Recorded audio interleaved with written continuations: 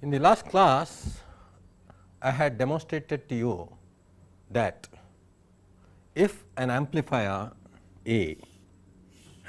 has a gain A and it is having a single pole,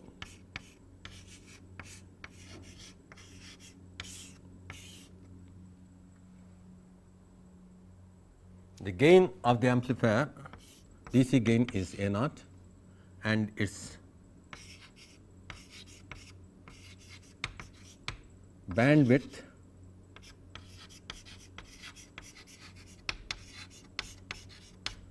is W D, indicating only one pole, dominant pole exists in its useful range.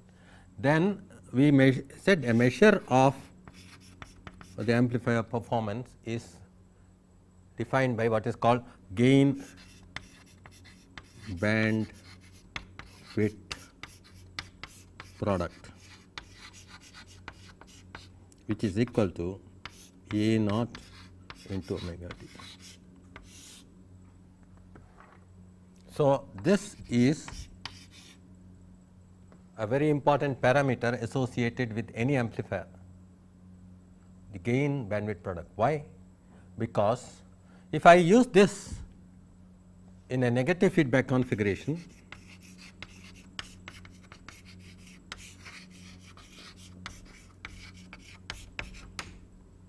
in order to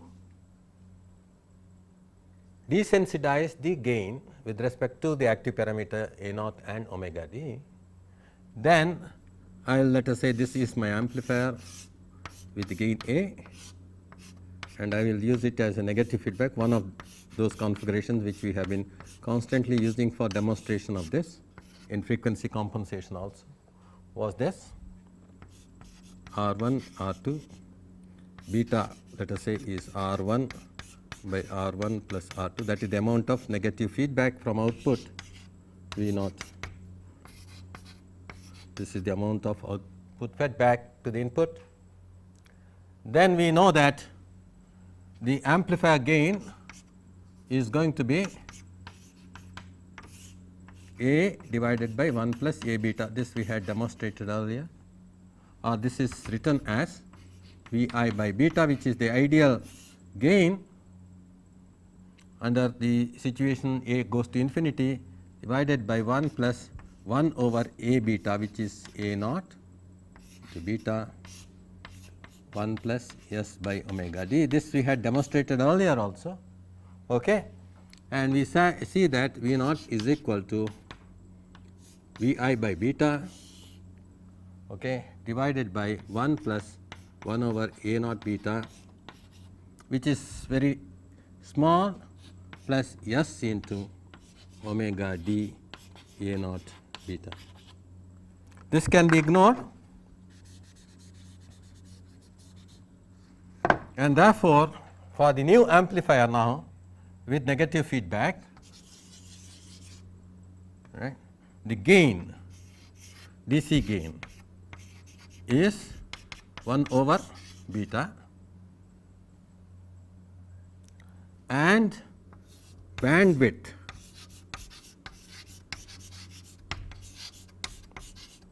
equals omega d into A naught into beta. So, this is an important aspect.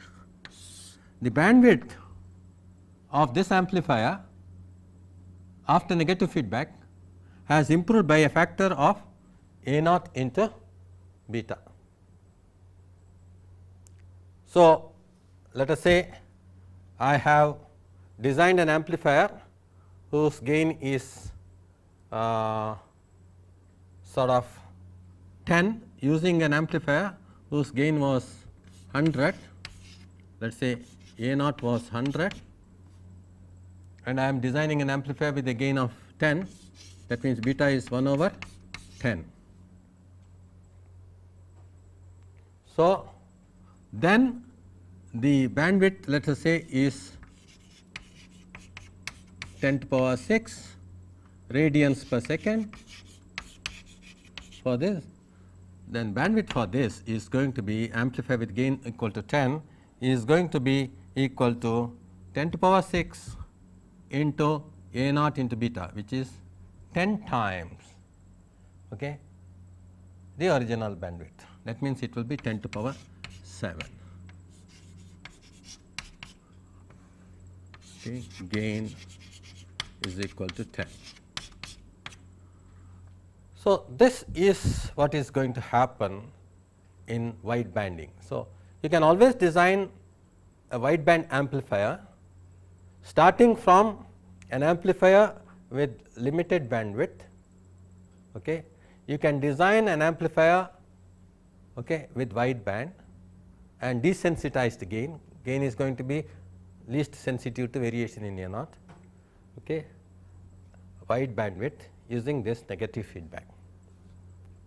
But we have a problem with negative feedback.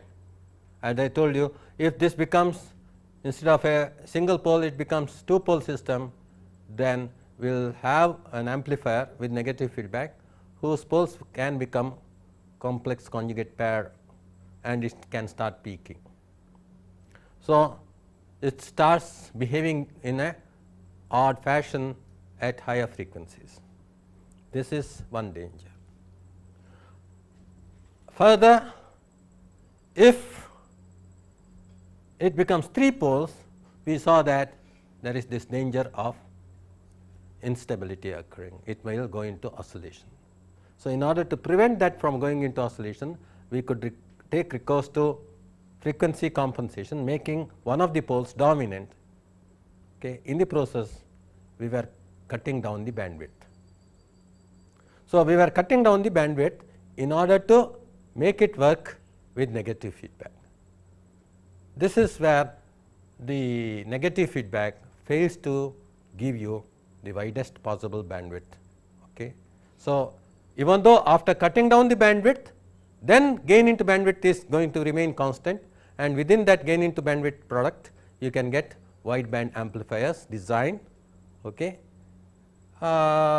with desensitized gains etc. But this kind of dominant pole compensation is always going to result in lower gain bandwidth product. Instead, I said we can convert that third order system into second order system okay, by using pole 0 compensation. Okay. So, this kind of compensation we can sort of demonstrate by giving an example. So, my purpose now is to make the circuit work for the widest bandwidth possible. So, that I am designing a wideband amplifier using negative feedback. Okay. So, what kind of compensation is suited? For that particular gain that you require, right, you must just give enough margin so that it does not oscillate. So, this is the optimum way of providing compensation, so that it works best for the widest possible range of frequencies. So, using an example of wideband amplifier design with negative feedback, I am going to demonstrate this effect. Let us now understand this principle of widebanding in negative feedback structures by solving this example 17. An amplifier has A naught okay, of this type 200 divided by 1 plus s by 10 to power 6 plus 1 plus s by 10 to power 7 okay, plus 1 plus s by 5 into 10 to power 7, this kind of pole, 3 pole. It is to be used in a negative feedback configuration used to be used okay, in a negative feedback configuration to give a gain of 2. That means, this is the amplifier, differential amplifier, let us say with A of this type, and it is to be used with a gain of 2, which can be done by giving a feedback factor of half, beta is equal to half. So, V naught over V I is going to be 1 over beta. So, that is actually going to be 2 divided by 1 plus something. We want to maximize this bandwidth here. Okay. What should we do? Since with this 3 pole with one pole it is no problem. With 3 poles it might now go into oscillation. Let us examine. If it is not going to oscillation, please see here, if it is not going to oscillation, then the bandwidth is equal to 10 to power 6. Actually, the gain bandwidth product is 200 into 10 to power 6. That is the best gain bandwidth product for this already.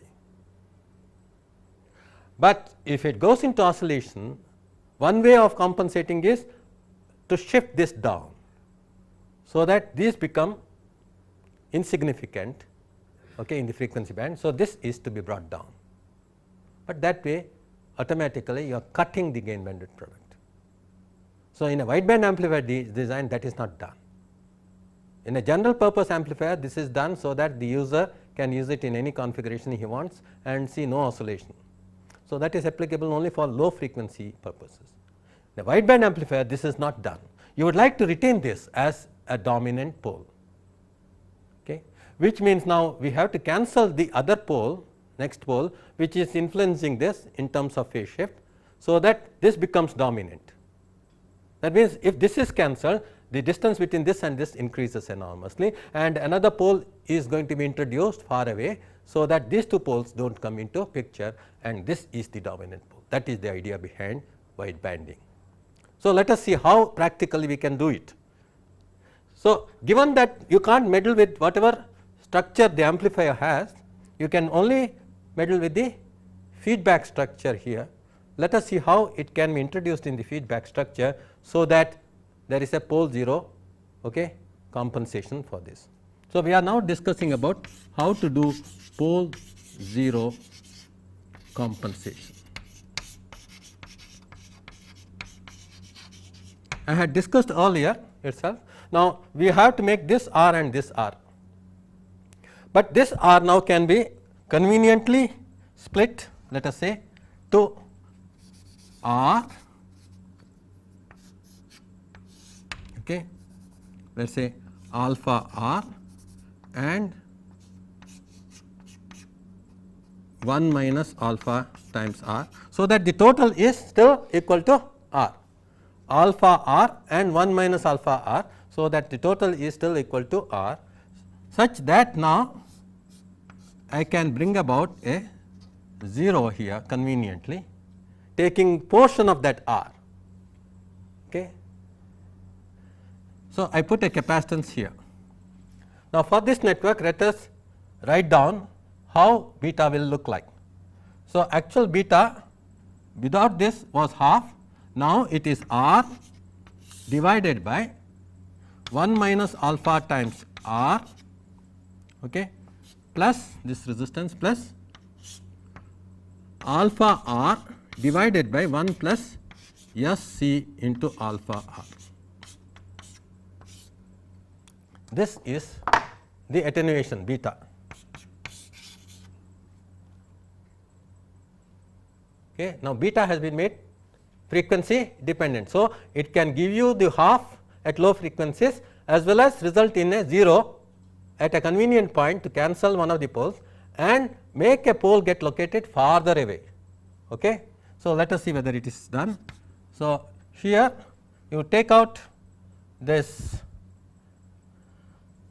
R into 1 plus SC alpha R, okay, comes to the numerator.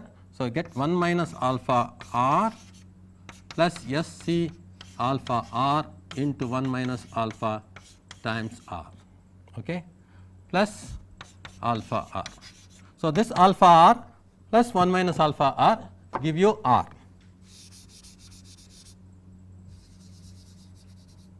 Okay.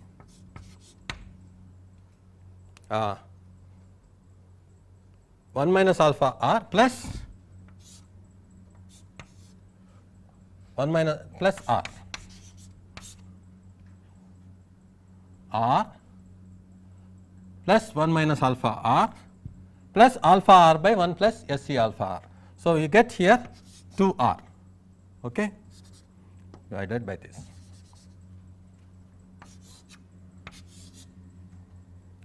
So, this can be rewritten as take out this 2r. So, you get half, which is what you wanted, 2r out.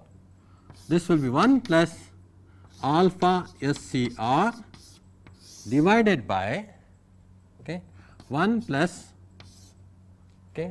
r has been taken out, alpha into 1 minus alpha SCR. So,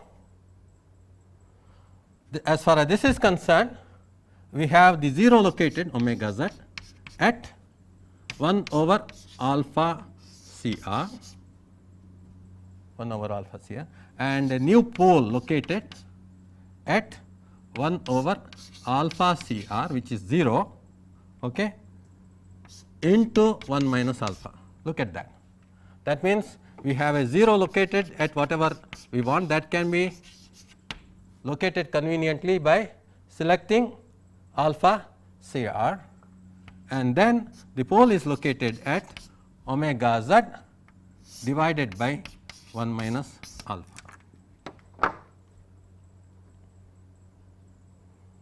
So, by making alpha close to, let us say, alpha is, let us say, close to 1, this is actually equal to pole. The pole is going to be located farther away from the 0. Alpha, if it is close to 1, let us demonstrate this. Alpha is equal to, let us say, 1 over 19. I am just going to take it as a demonstration. Omega z is going to be 19 divided by CR, alpha equal to 1 over 19, sorry, 18 over 19, alpha equal to 18 over close to 1. So, you get here this as omega z divided by 1 minus 18 over 19, which means this is equal to 19 minus 18 1. So, 19 times omega z, right. So, this is very nearly 1 over CR, right, whereas this is 19 times that omega z. So, if you select, for example, this as, let us say, 19 by 20, for example, this will be 19 by 20, which is very nearly 1 again, and this will be 19 by 20. So, this will be at 20 times omega z. So, just we can therefore, by selecting alpha close to 1, make the pole go farther and farther away. So, let us, for argument's sake, leave it at this, that we are going to select alpha as 19 by 20. So, that might be sufficient, let us examine. If it is not sufficient, we will select alpha further close to 1. So, alpha has been selected as 19 by 20. Then omega z is 20 by 19 times CR, which is very close to 1 by CR. That has to be made equal to, let us say, 10 to power 7. I will make this equal to 10 to power 7. So, I am now introducing in this a beta which is half, beta is going to be half. So, in my problem I will redraw this here, 200 into half, this half into 1 plus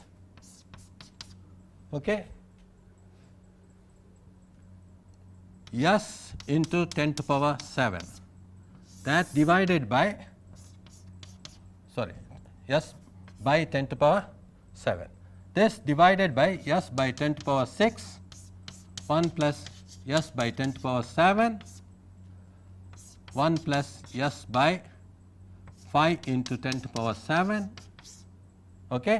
and what does it introduce? This pole is going to be at 20 times omega z. So, 1 plus s by 20 times 10 to power 7. So, is that clear?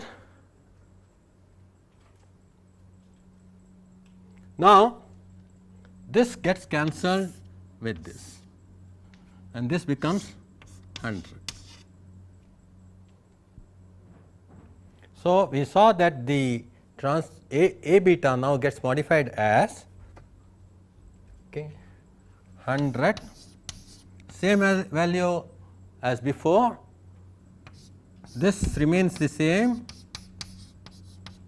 Now, the second pole has got shifted from 10 to power 7 to 5 into 10 to power 7, and a third pole has been introduced at s by 20 into 10 to power 7.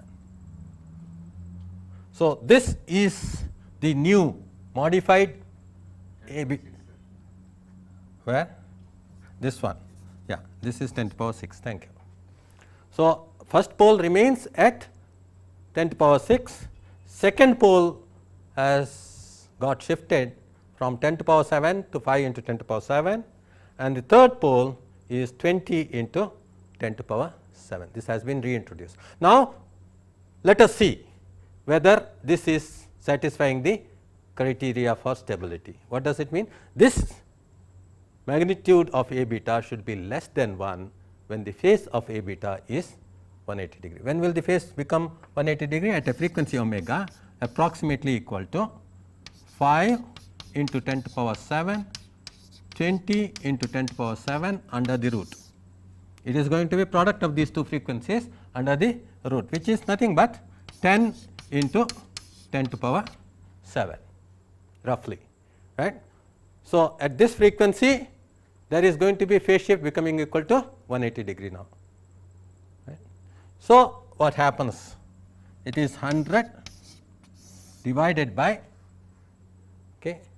1 plus, now 1 plus s by 10 to power 6. At this frequency this 1 can be ignored. So, magnitude of this becomes simply, right, 10 to power 8 divided by 10 to power 6. So, this itself brings in an attenuation of 100 here.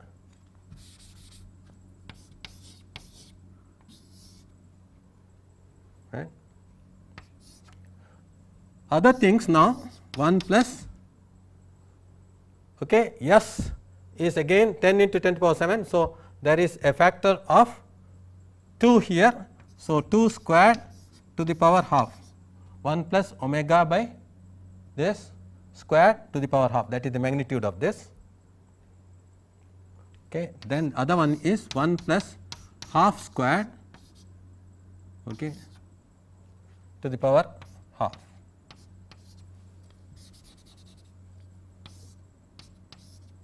Square root.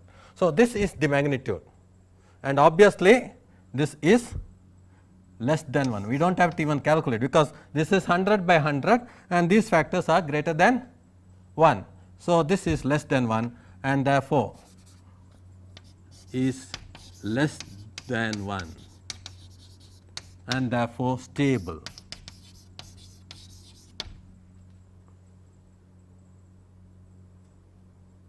Earlier we saw that this was greater than 1 and it was therefore unstable, and now it is less than 1 and it is therefore perfectly stable, and therefore, there is no problem. We can build this and it has gain bandwidth product which is the same as the original amplifier which we started with, that is 200 into 10 to the power 6.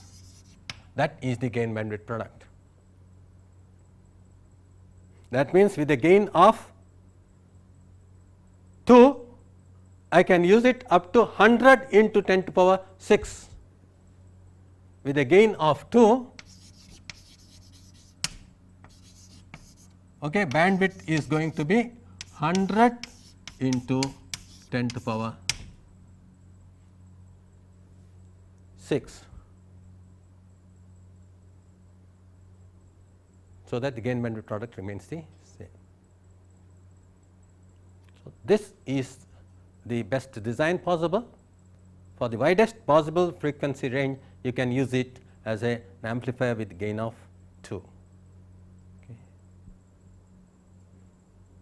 Now, the question in the previous problem arose as to whether this is unstable for the design given for a beta equal to half. Only when this is unstable for a beta equal to half, as it is, right, that the modification that we have suggested comes into picture. Suppose this is not unstable, then the gain bandwidth product is straight away available as 200 into 10 to power 6. You do not have to do any frequency compensation. Therefore, let us verify. I had actually given you a problem where A has been so chosen that just as such, if you use, it is unstable. Let us make sure that it is unstable. Then only the pole 0 compensation becomes necessary. So, now A beta is going to be 100 divided by 1 plus s to power s by 10 to power 6, 1 plus s by 10 to power 7, 1 plus s by 5 into 10 to power 7. By cancelling this out and making this become a second pole and introducing a pole far away, we were able to make it stable. But if this itself is stable, there is no need to do this pole 0 compensation at all. Let us see. Now, the frequency at which the phase shift of this becomes equal to 180 degrees is roughly equal to 10 to power 7 5 into 10 to power 7 under the root, which is root 5 into 10 to power 7. Now, magnitude of A beta at that frequency equals 100, that is 200 into half, that is what has become 100 there. Okay. So, that divided by, now this is dominant, okay, because it is root 5. So, that one can be ignored, root 5 into 10 to power 7 by 10 to power 6. This is the attenuation caused by this pole, that this is still dominant. At the other pole, this thing is 1 plus, okay, root 5 into 10 to power 7 by 10 to power 7, root 5 squared. So, 5 to the power half, that is the magnitude of that. And then the magnitude of this is 1 plus 1 over 5, okay, to the power half. So, you can see that this is greater than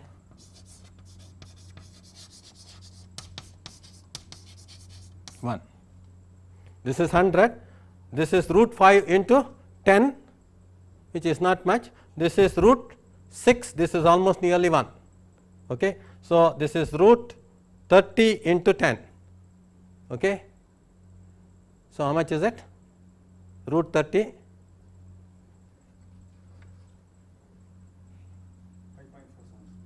So, this is 54.7 and this is just root of 1.2 about, okay. How much this whole thing is?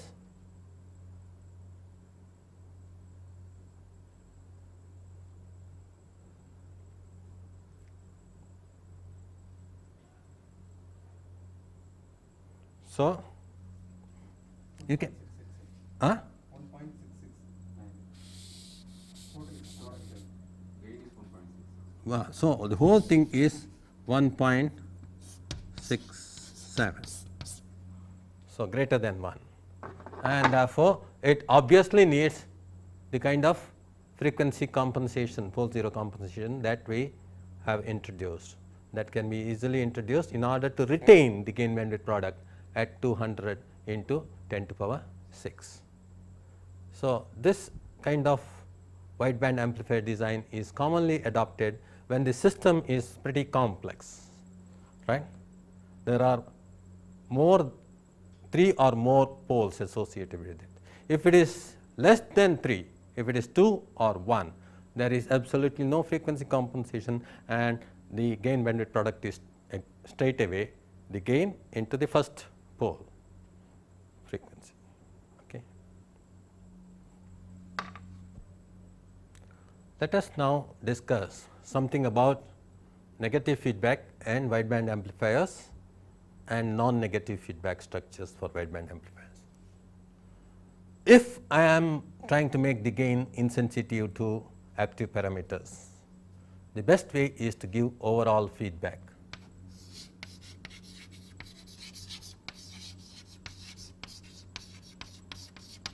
With cascaded stages. That is, you cascade a number of stages so that the loop gain becomes very high, DC loop gain becomes very high, and then give overall feedback, then it desensitizes the gain.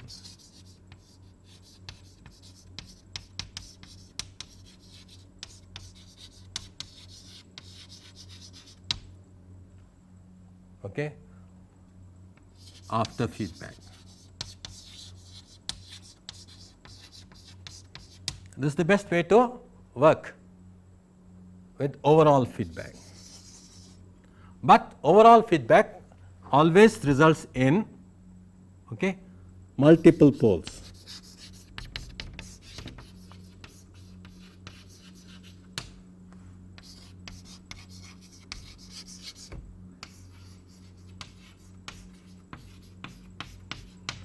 Results in multiple poles. For example, each stage will have input time constant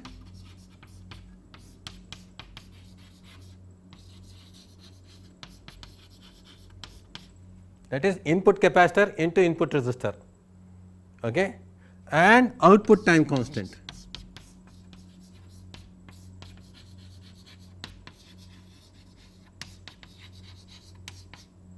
This is input capacitance into input resistance, output capacitance into output resistance.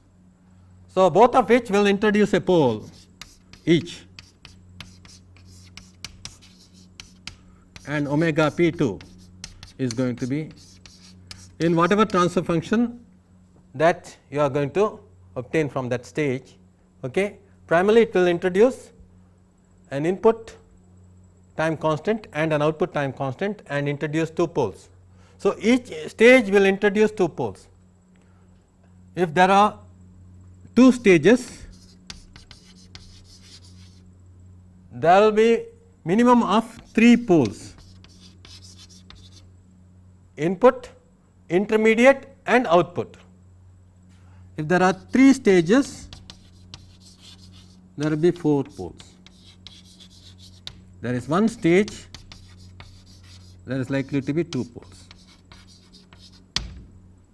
So, n stages will have at least n plus 1 poles, at least. Other frequency dependent factors may increase the number of poles. The minimum number of poles, first one stage will be 2 poles, 2 stages will have 3 poles, 3 stages will have 4 poles, n stages will have n plus 1 poles. And therefore, we have already seen that we will get into problem most probably when we connect 2 stages, because it will result in 3 poles, and most probably the frequency compensation may become necessary here, cutting down on the bandwidth maybe, if the loop gain is high. So, definitely in 3 stages. So, normally overall feedback is not given because of possibility of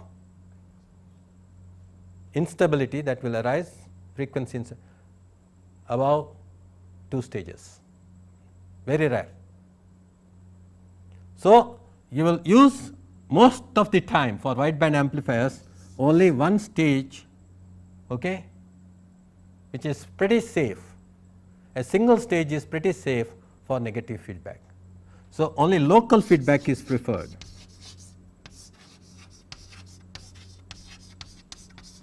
Local feedback will necessarily have less loop gain and will be more sensitive to active parameters than overall feedback, but the advantage is that there is no need for frequency compensation.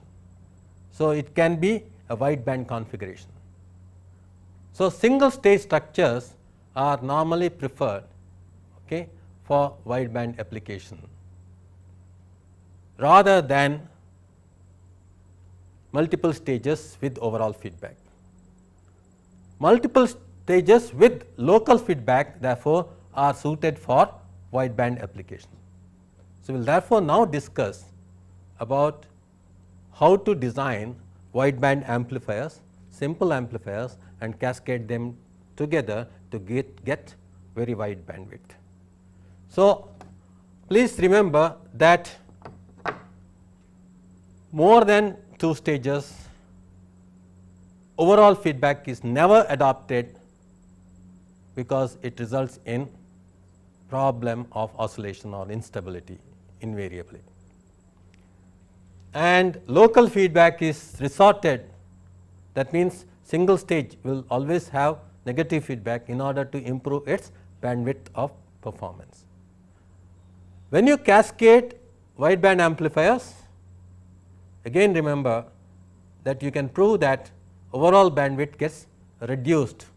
If they are having the same bandwidth and I cascade all the amplifiers together, we had earlier also shown that the overall bandwidth gets reduced because of cascading.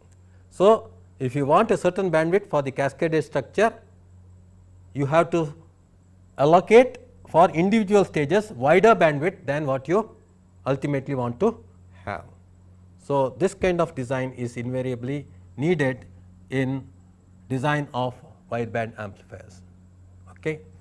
So, let us now consider single stage structures and how to improve bandwidth of single stage amplifiers. So, consider for example, the common emitter amplifier.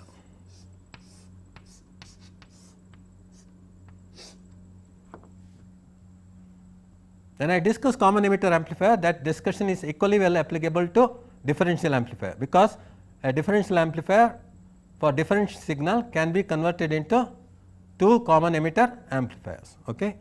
So, if you have a common emitter amplifier feeding on to some load here,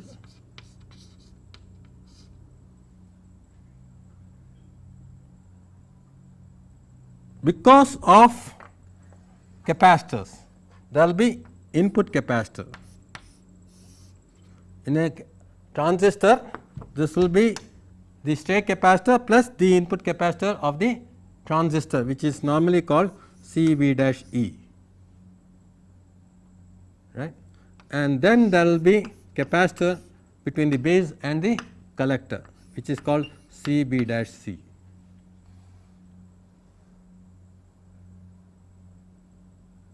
And there might be some output capacitor here, okay, which we will call as CC, collector. So, what happens in this case is that I can convert this configuration into approximately a configuration with 2 time constants by saying that this particular amplifier has a gain from here.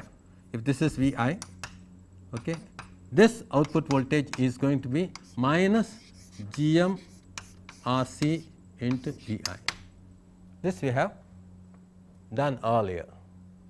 G M is equal to 1 over R E, small r e. R E is equal to V T by I E Q. So, this capacitor now appears at the input as a larger capacitor.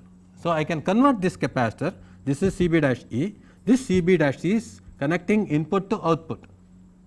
So, if this is V I and this is G M times minus G M times R C times V I, then the current in this is V I plus GM RC V I into S C B dash C, that is admittance. That is the current in the circuit. So, as far as V I is concerned, it is going to appear as this is going to be the current that is going to be drawn. So, V I by I I is going to be 1 over S C B dash C to 1 plus G M into R C. So, effectively you get a capacitance which is C B dash C into 1 plus G M into R C. This is an important phenomena. This is called Miller effect.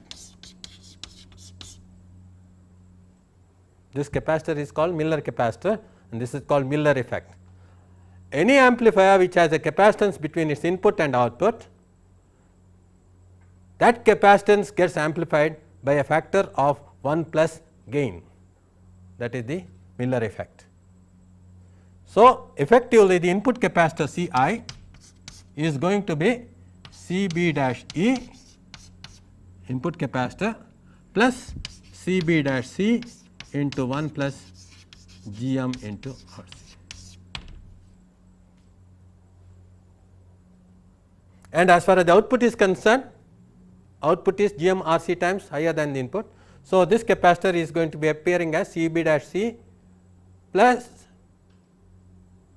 1 by G M R C. So, that is very high. So, it is essentially going to appear as C B dash C. So, output capacitor is going to be C C plus C B dash C approximately. Whereas, the input capacitor, because the input is going to be amplified here as minus G M times R C, the current is going to be more. Okay.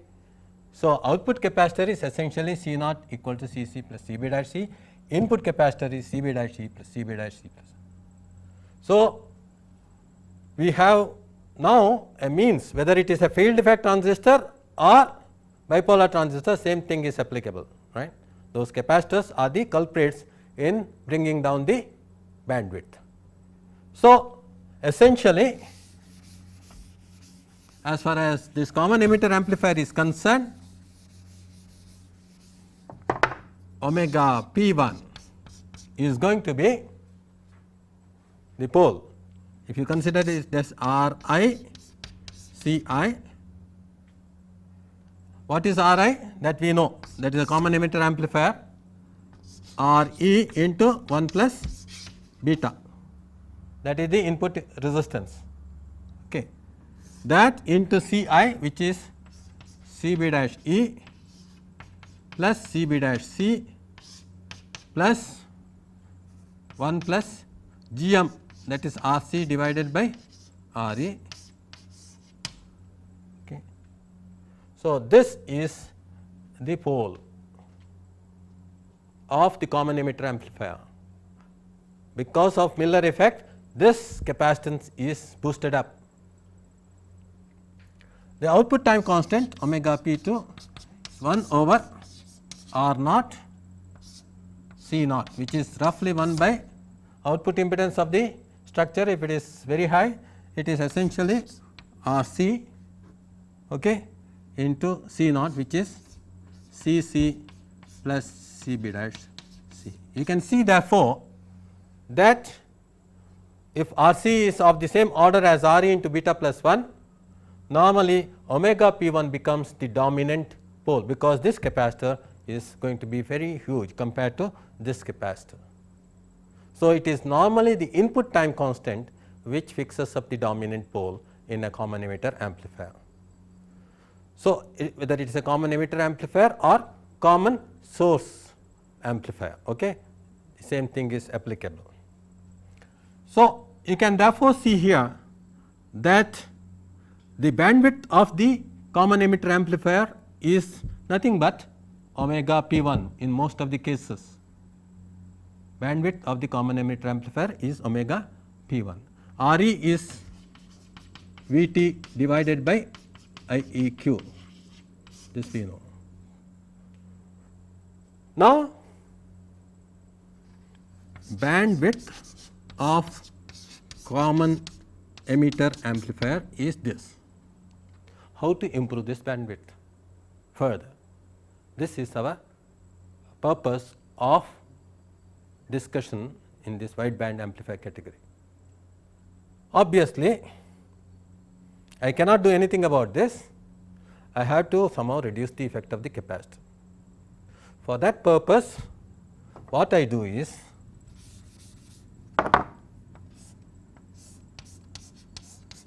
this common emitter amplifier, let it have low voltage gain. So, what do? I will now feed this into another common base structure.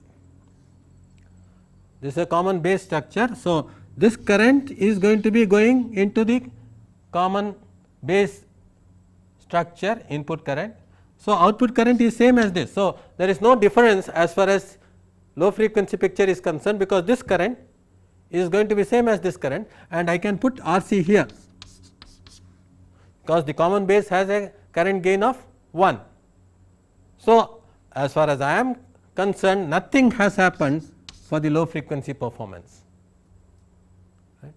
This particular current is now going into flow into this R e, and is going to appear as alpha times that current. So, and now it is flowing through R C. Earlier it was going into R C. So, as far as this structure is concerned, the gain still remains as G m into R C minus G m into R C, because even the phase has not changed. So, this configuration of cascading common emitter with common base is called a special structure called cascode, which is one of the most popular wideband structures. Why wideband? How did it get wideband? Okay. This wideband comes because of gross impedance mismatch here. This earlier was directly going into R C, which was maybe very high, but now it is going into small r e. So, what will be the gain of this now? This Miller effect is reduced, because this R C is gone here. As far as this stage is concerned, R C is not there. Okay. So, this is R e itself, if they are operating at the same current. So, earlier R C over R e was very high, now it becomes R e over R e. So, it becomes simply 2 times C b dash C.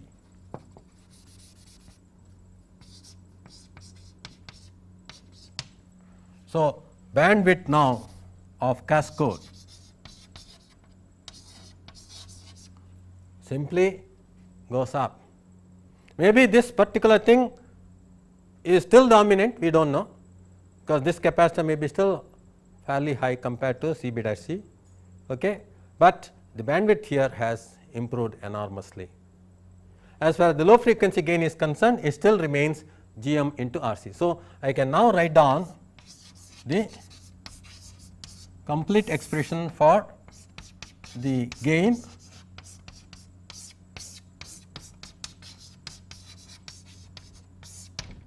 omega p 1 and omega p 2, okay, being these two for the cascode structure. Okay. The low frequency gain remains the same. Earlier, of course, it was being replaced by 1 plus G m into R C. That is the expression for the gain, complete expression for the gain. So, bandwidth is still equal to omega p 1, it has improved drastically. So, this is a wideband, okay, amplifier, a cascode structure, which is nothing but a common base cascaded to common emitter cascaded to common base.